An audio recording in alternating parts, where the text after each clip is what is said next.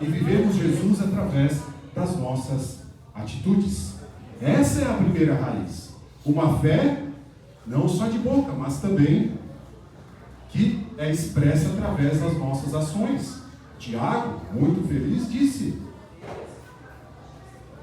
que é necessário a prática, não apenas a fé. Me mostre a tua fé que eu te mostro as minhas obras. Então, obras e fé são desvinculadas, elas precisam caminhar juntas. E a fé em Jesus possui sim essa parte teórica, mas também, sobretudo, a parte prática.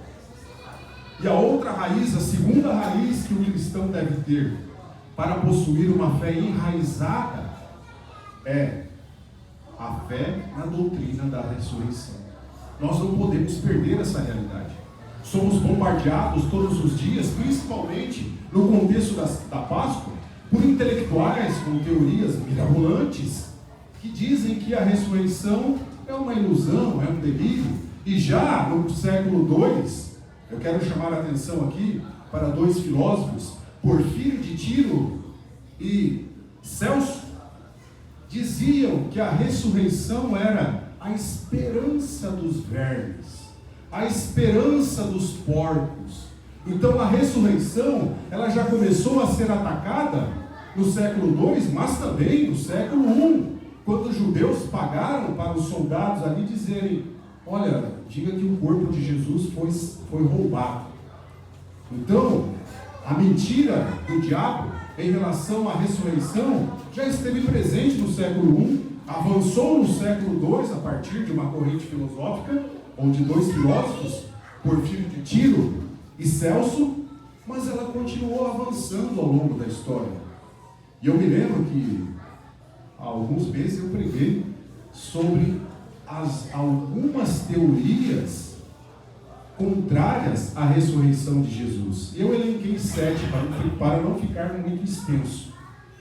Então nós precisamos continuar crendo na doutrina da ressurreição. A ressurreição é um fato que aconteceu com Jesus, que foi as primícias, mas irá acontecer com cada um de nós. E a nossa obra no Senhor, ela produz sim o fruto da salvação na vida de tantos outros. Eu fico imaginando no final dos tempos, assim como aquele cachorrinho, se é verdade eu não sei, mas eu tenho certeza que falou com cada um de vós, muitos irmãos irão se levantar no último dia e correrão ao nosso encontro, dizendo: obrigado por ter falado de Jesus para mim. Obrigado por ter me ajudado no momento em que eu cambaleei, em que eu desisti. Você estava ali me dando uma palavra de conselho, uma palavra de ânimo, uma palavra: avance, irmão. Jesus é contigo, irmão. O Espírito Santo é contigo, irmão. Segure na mão de Deus e continue avançando. Obrigado, irmão, por ter insistido comigo. Muitos se levantarão naquele dia e agradecerão. Porque sem frutos não há edificação da igreja. Sem frutos não há salvação das pessoas que encontram-se perdidas. Daí a necessidade de vivermos fundamentados na fé em Cristo, mas também na doutrina da ressurreição. E a terceira raiz de um cristão que realmente está enraizado na fé é o cuidado de Deus.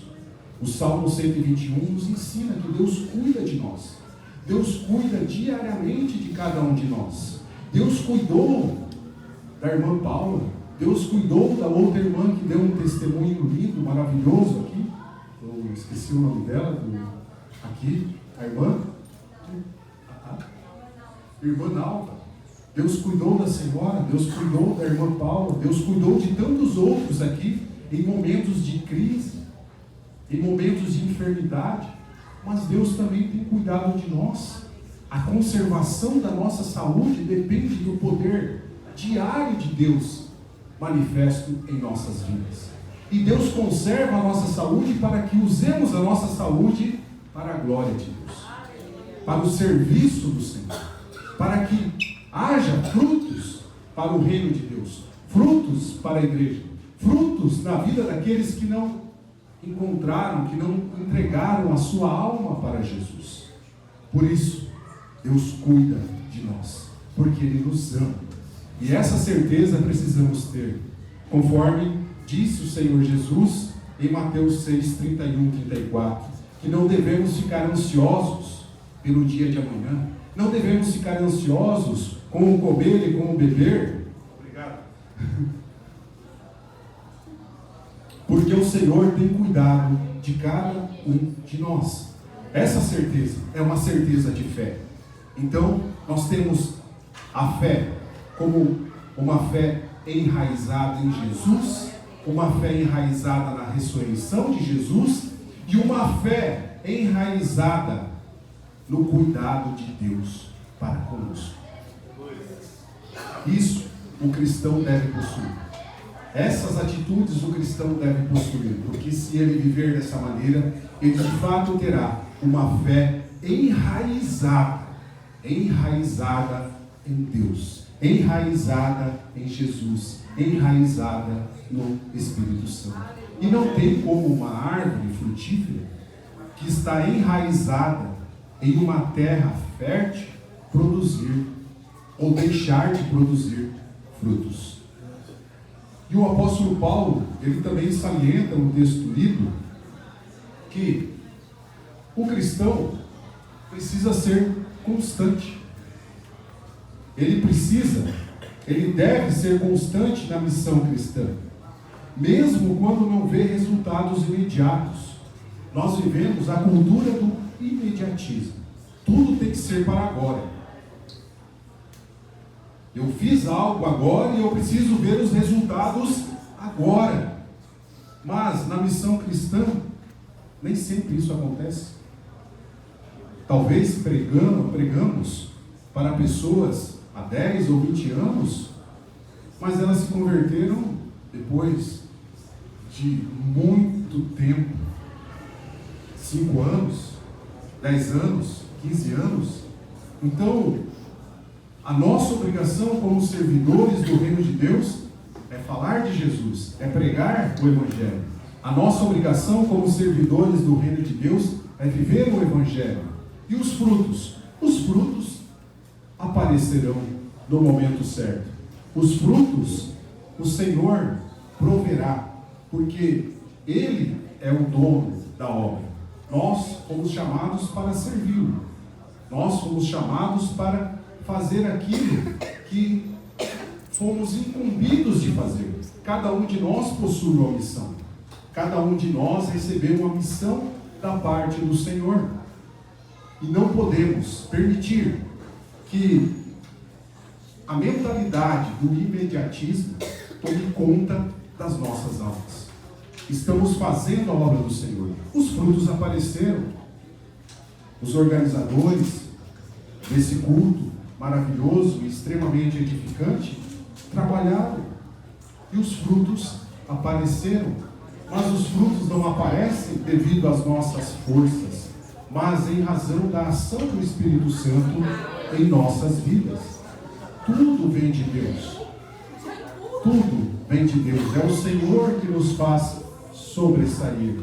Portanto, quando os frutos aparecerem, não venhamos a pensar que os frutos apareceram devido à nossa inteligência, aos nossos talentos, às nossas habilidades. Porque tudo que temos vem do Senhor.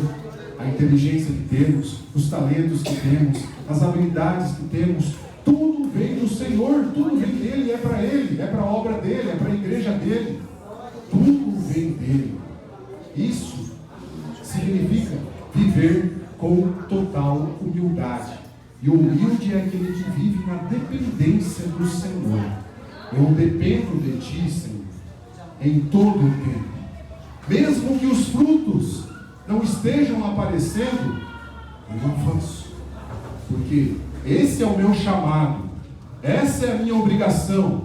O apóstolo Paulo disse: eu preciso pregar o Evangelho. E ai de mim se não pregar o Evangelho. Então, a nossa missão é cumprir a nossa missão. Precisamos ser obedientes ao Senhor como servos. Servos que obedecem ao seu dono. E Kyrios, em grego, significa também dono. Nós temos um dono, Jesus Cristo. Ele nos chama para servir, mesmo que os frutos não apareçam no tempo que desejamos. O agricultor não semeia uma semente e no outro dia ele vai lá buscar o fruto. Não demora. Eu falo porque eu sou filho de agricultores. Então, eu sei que a plantação de milho, de batata doce, de mandioca, demora alguns meses para aparecer. Então, nós precisamos esperar no Senhor, porque Ele que cuida da semente, Ele que cuida da planta e Ele que trabalha para que essa planta produza os devidos frutos. E nós precisamos ser perseverantes, mesmo em meio ao cansaço. Fazer a obra do Senhor dá trabalho. Fazer a obra do Senhor dá cansaço.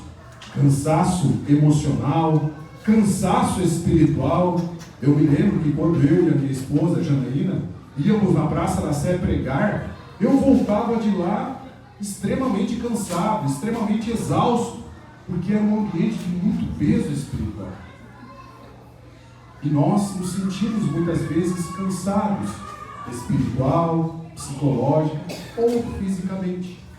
O cansaço, ele faz parte da vida de qualquer pessoa, mas da vida de um cristão que trabalha, que frutifica, ele aparece mais. E o apóstolo Paulo, ele foi muito feliz ao escolher uma palavra grega para expressar essa realidade. Kopos significa trabalho, mas não qualquer trabalho, um trabalho exaustivo, um trabalho cansativo. Quando o apóstolo Paulo diz: portanto, meus amados irmãos, sede firmes e constantes, sempre abundantes na obra do Senhor, sabendo que o vosso trabalho, que o vosso kopos, não é em vão. O nosso trabalho exaustivo, o nosso trabalho cansativo, não é em vão no Senhor. Ele produz os frutos devidos. E o apóstolo Paulo é um exemplo, uma referência para qualquer um de nós. Claro que a primeira referência que temos é o nosso dono, Jesus Cristo. Ele é a primeira referência. Mas o apóstolo Paulo também diz: sejam meus imitadores como eu sou de Cristo. O apóstolo Paulo buscava imitar Cristo. E é tão bom quando estamos na presença de irmãos e irmãs que imitam Cristo. Nossa, eu tenho uma irmã como referência, eu tenho uma irmã como referência, eu tenho uma irmã, um irmão, um irmão, um irmão. É tão bom isso. É uma igreja que cresce mais forte, mais saudável. Os novos convertidos, os neófitos ao chegarem. Eu quero ser igual ao pastor, quero ser igual à pastora, quero ser igual àquele irmão, quero ser igual àquela irmã. É tão bom isso. O nosso testemunho impacta e produz frutos. Produz frutos muitas vezes a longo prazo. E o apóstolo Paulo, ele passou por muitas dificuldades, passou por muitos cansaços ao longo do seu ministério, por muitas oposições, perseguições, apanhou bastante, mas mesmo assim, exausto espiritual, mental e fisicamente, ele continuou avançando. E quando ele estava preso em Roma, ele escreveu uma carta para os cristãos de Filipos e disse: posso todas as coisas naquele que me fortalece.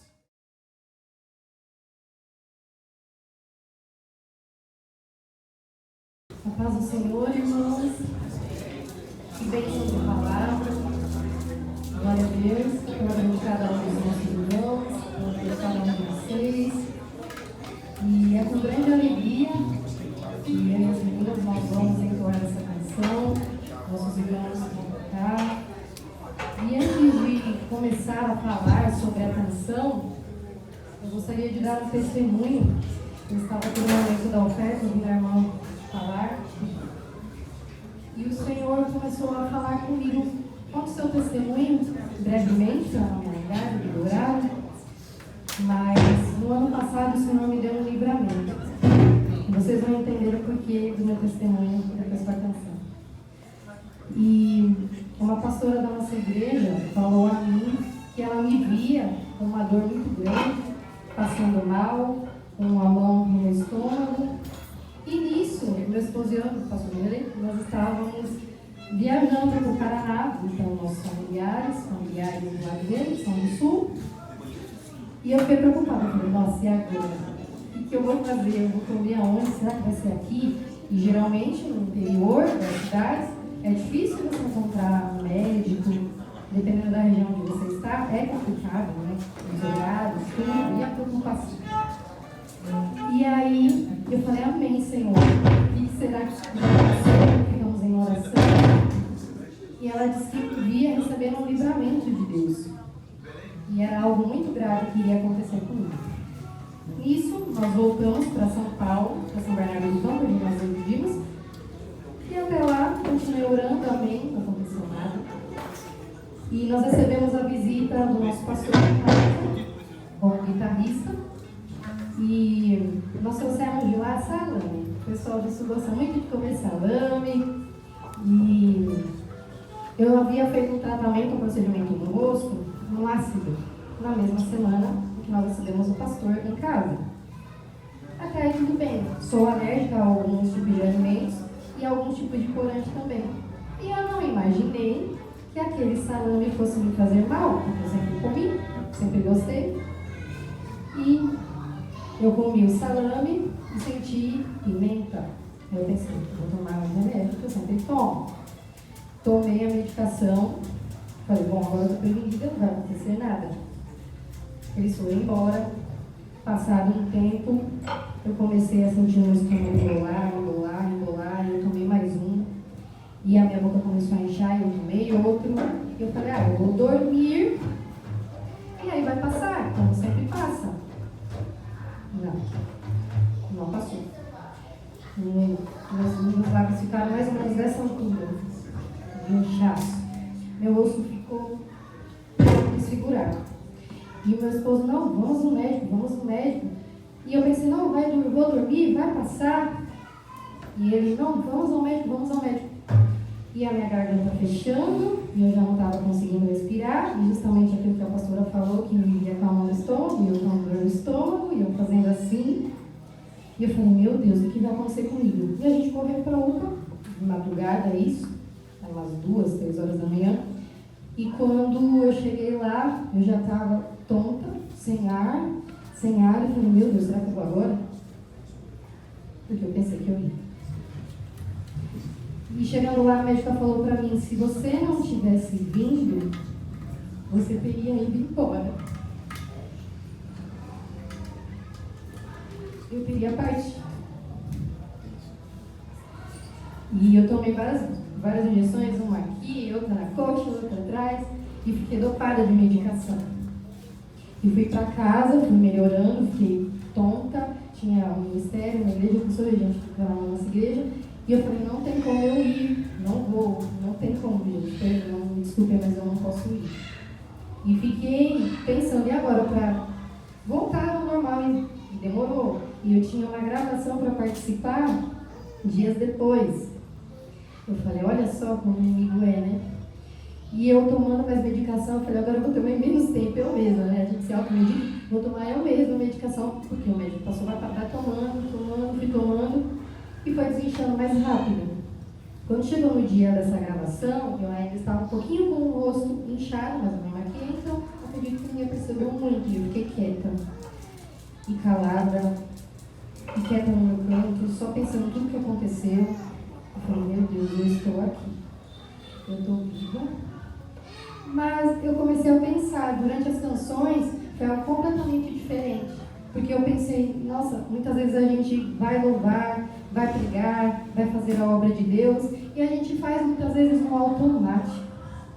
A gente já está tão acostumado a fazer as coisas, tão acostumado a falar, a pregar, a evangelizar, a falar do nome do Senhor, tantas coisas a cantar, vai ser fácil. Mas e quando a gente para pensar realmente na nossa vida?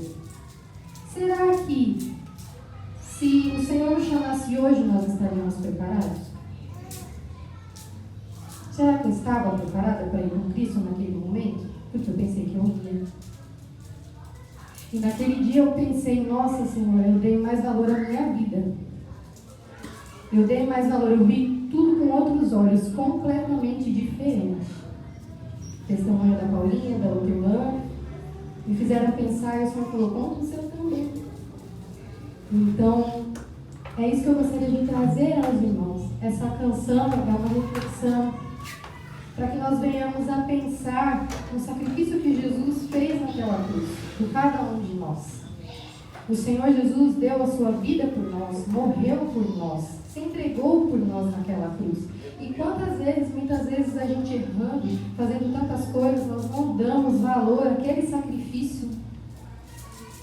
Imagina se sacrificar por quem não merece, porque nós não somos merecedores, tudo pela graça do Senhor, pelo amor do Senhor. Então, que eu peço que os irmãos venham meditar nessa canção, nessa letra, que ela nos traga ao arrependimento dos nossos erros, das nossas falhas, dos nossos pecados, porque nós somos falhos. E se nós estamos aqui é pela graça, pela misericórdia do Senhor, e eu dou glória a Deus porque eu estou aqui, poderia não estar, glória a Deus pela vida das irmãs que estão aqui, poderiam não estar, glória a Deus pela sua vida que talvez você não estivesse aqui. Mas o Senhor tem te guardado todos os dias de coisas que você não sabe. Todos os dias o Senhor nos livra. Todos os dias. E foi naquela cruz, com o título dessa canção, que o Senhor nos presenteou. Deus abençoe a vida do Edwin, pela oportunidade, aqui a Vitória, a Cláudia, mais conhecida como Dona. Estamos aqui para entoar essa canção, agradecer aos irmãos que vão tocar com nós. Que bênção, glória a Deus pela vida de vocês. Que você feche seus olhos e pense, medite nesse louvor, medite nessa canção, porque foi naquela cruz que o Senhor se entregou por nós. E que nós venhamos a ter realmente um coração quebrantado todos os dias em sua presença, e lembrando do que Ele fez por nós. Amém?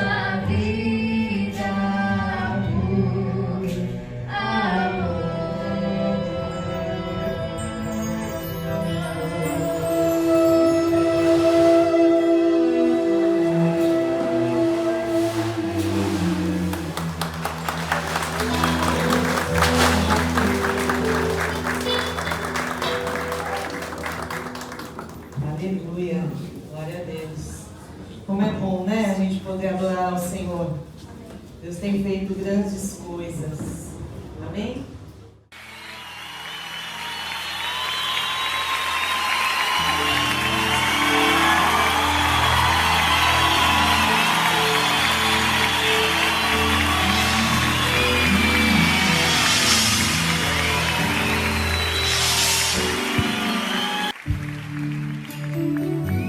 Oh Deus, como é bom.